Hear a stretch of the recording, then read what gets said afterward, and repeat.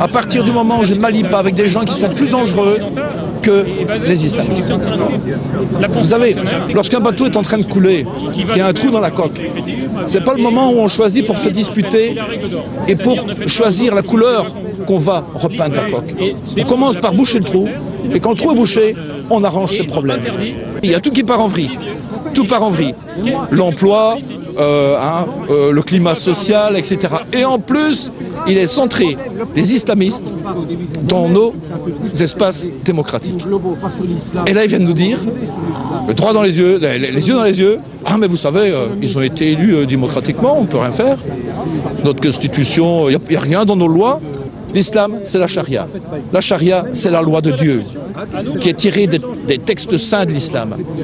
Et cette charia, on ne peut pas être modéré. Écoutez Erdogan qui aimerait entrer dans l'Europe.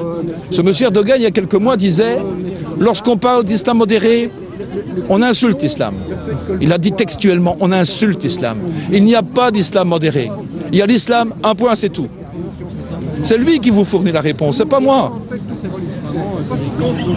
Vous allez dans une librairie de Bruxelles, je ne l'ai pas pris avec, j'ai oublié. Vous allez dans n'importe quelle librairie islamique de Bruxelles, vous allez chercher un petit bouquin qu'on vend pour 2,50 €. Ça s'appelle les 40 hadiths de Al-Nawawi. Vous lisez le hadith numéro 14 et c'est marqué, on peut tuer dans 3 cas. Les adultères, celui qui insulte l'islam et celui qui quitte la religion de l'islam. On est bien d'accord. Vous vous rendez compte? Et c'est vendu dans les librairies à 100 mètres d'ici ou à 200 mètres. Alors qu'il y a un article, je ne sais plus lequel, qui interdit la discrimination, qui interdit de diffuser des écrits discriminatoires, des écrits qui appellent à la violence. Je me fiche de la politique, mais il n'y a rien à faire. La lutte que nous menons, à un certain moment, des politiciens vont devoir la prendre en cours. Ils vont devoir prendre ça en main. Et je dirais à tout le monde de vous voyez.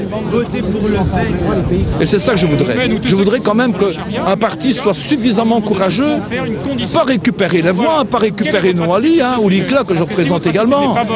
Et puis après, basta quoi. Non, le faire sérieusement. On a voté pour eux, comme je l'ai dit quand même, c'est pour nous défendre.